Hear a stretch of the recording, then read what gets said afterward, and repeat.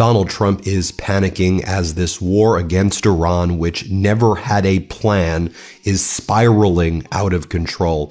After news broke that Iran is selecting a new Ayatollah, the old Ayatollah's son, Mojtaba, who is in many ways even more extreme than the old Ayatollah.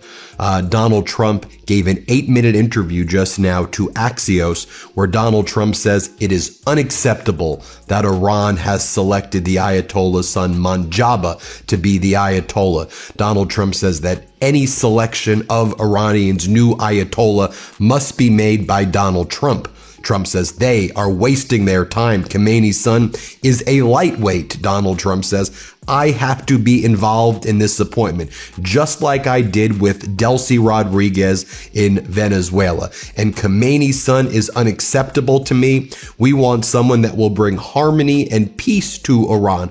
Sure, Donald, I think that the 300 million Shiites who are even more radicalized right now in the region because of you and your behavior and killing the old Ayatollah, like, you know who we want right now?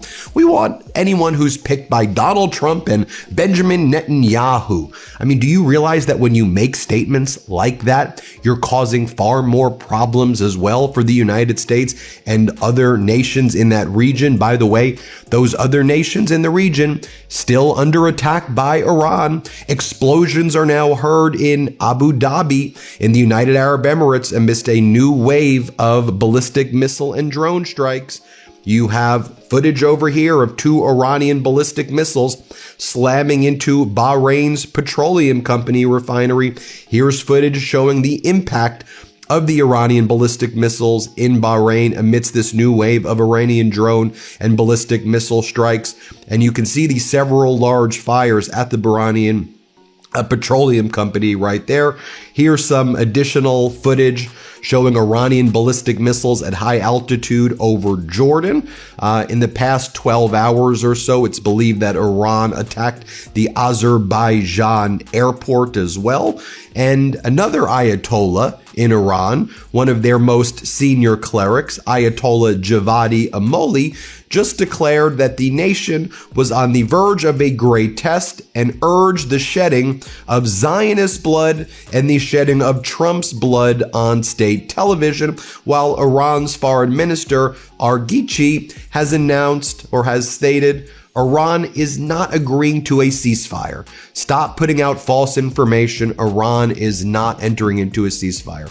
Also, Arghichi and others are calling out the Trump regime's submarine attack using torpedoes off the coast of Sri Lanka, where the U.S. sunk and what appeared to be an unarmed Iranian naval ship that was doing joint exercises, or a parade rather, inside India, and that the United States knew about this parade because the U.S. Navy was invited as well, but declined. And as part of the requirements to participate in this parade in India, Modi made it clear that that the ship couldn't be armed.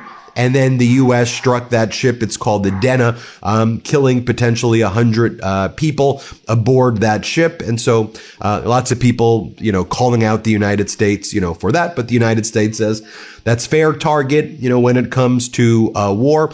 Also, we're hearing more reports kind of confirming exactly what I was saying yesterday about the Kurds, that Donald Trump is trying to coerce and threaten the Kurds to do a ground invasion of Iran. To be clear, when we talk about Kurds, there's lots of different Kurdish groups. So it's not like which Kurdish group are you referring to? I don't think Donald Trump realizes the Kurdish groups, all throughout that region, and they're not necessarily all sharing the exact same ideas. But Donald Trump apparently is giving the Kurds an ultimatum. You're either with Iran or you're with us. You need to do a ground invasion. The Kurds are like, yeah, we don't want to do a ground invasion of Iran. Trump, you've betrayed us over and over again. You betrayed us during your first administration. You betrayed us during this regime recently in Syria. So yeah, we're not doing that ground invasion because you're just going to throw us under the bus again. That's why yesterday, Donald Trump then announced the Kurds are invading. He didn't announce it. He leaked it to the press that the Kurds were invading Iran, trying to provoke Iran to strike the Kurds and then force the Kurds into the war by forcing Iran to strike the Kurds by falsely leaking to state regime media, which calls itself Fox, Axios, and Israel leaking to their local media that the Kurds were invading when the Kurds were not invading yesterday. So lots of serious things taking place, right? Undisputed, America is at a war, although Trump officials and MAGA Republicans in Congress and the Senate try to deny it's a war. They call it a special military operation, which is what Putin calls his invasion of Ukraine. Serious stuff going on. America's lost service members. The Strait of Hormuz is essentially closed, right? Oil prices are skyrocketing. I mean, you see it right now. I mean, this is some of the biggest increases in gas prices, this quickly, like almost ever. So lots of problems, lots of issues. What's the commander-in-chief doing? What's Donald Trump doing right now? Well, here's what he's posting. Trump pardons 5 former NFL stars. This is what he posted. He then posted, Fine Arts Commission, which is run by Trump, gives ballroom the green light. How about this post? U.S. Justice Department hangs banner of Donald Trump at its headquarters, and it is a fascist-looking photo of soldiers marching in Washington, D.C. with Donald Trump's photo on the Justice Department building. This is a big banner of Trump on the Justice Department building. That's what Trump's posting. He's posting this. Mortgage rates fall to lowest level since 2022. When's that article from? Oh, February 19th, 2026. So Donald Trump on March 5th, while we're in a war, is posting February 19th, 2026 articles. And anybody watching this, I'm sure you would disagree with Donald Trump that housing is affordable right now and that it's easy to buy a home and easy to get a mortgage. So that's what Trump's posting. He then posts this, the golden era.